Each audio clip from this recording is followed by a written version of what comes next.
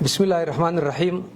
warmurtiyeed wada jira oo madaxweynayaashii hore ee dalka ay ka soo saareen kulamo wada tashi ay ku yeesheen magaalada Garowe ee xarunta dawlad goboleedka Puntland madaxweynayaashii hore ee dalka mudane Sheekh Shariif Sheekh Ahmed iyo mudane Maxamed Cabdullaahi Farmaajo oo ka ambaqaadaya doorka kaga aadan xoojinta midnimada iyo wada jirka dawladnimada Soomaaliyeed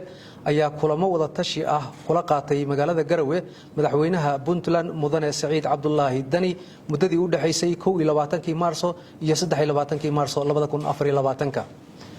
labada madaxweyne oo ka walaacsan saameynta khilaafka arrimaha dastuuriga xaaladda amni ee dalka qasaaraha ka dhashay weeraradii cadawga uu ku beegsanayo ciidamadeena iyo duruufaha halista ku ajiritaanka iyo midnimada qaranka Soomaaliyeed ayaa waxa ay soo saareen qodobada tan madaxdu waxa ay bogaadinayaan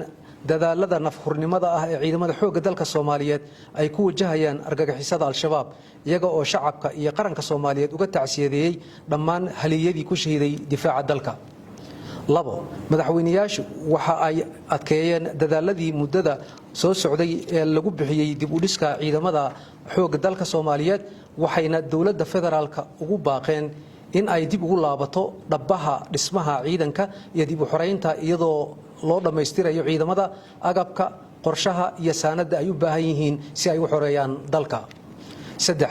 madaxweyne Sheekh Shariif Sheekh Ahmed iyo madaxweyne Maxamed Cabdullaahi Farmaajo waxa ay la wadaageen madaxweynaha Puntland natiijada iyo caqabadaha waanwaantii ay ku jireen ee ku salaysneed khilaafkii dawladda federaalka iyo Puntland ee arrimaha dastuurka la xiriira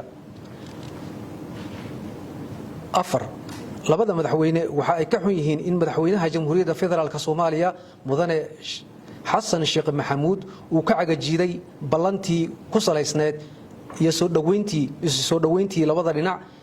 taas oo markii hore erga ahaan uu uga codsaday in ay u tagaan Garowe kana soo shaqeeyaan xalinta khilaafka u dhaxeeya Puntland iyo dawladda federaalka labada madaxweyne waxa ay sii wadi doonaan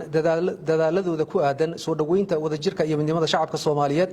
waxayna soo jeedinayaan qabsoomidda shir wada tashi oo ku aadan xaaladda adag iyo duruufaha khatarta ah ee ku xiran midnimada iyo qarannimada dalka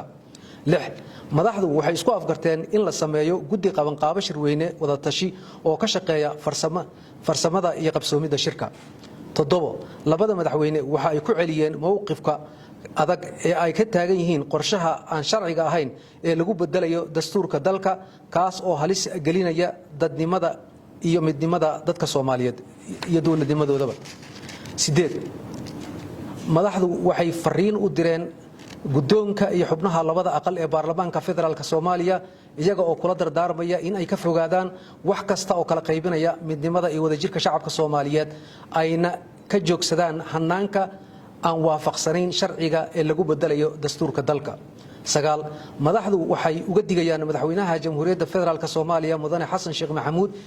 inuu ku sii socdo dhabahan qardajeexa ah ee bedelidda dastuurka waxayna u soo jeedinayaan inuu ku laabto jidkii sharciga ahaa ee wadar ogolka ilaaliyana dastuurka uu ku dhaartay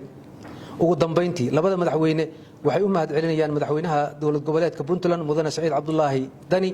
golayaasha dawladda iyo qaybaha kala duwan ee bulshada Puntland soo dhaweynta diiran iyo sidii martigelinta wanaagsan ay u sameeyeen wabillahi tawfiiq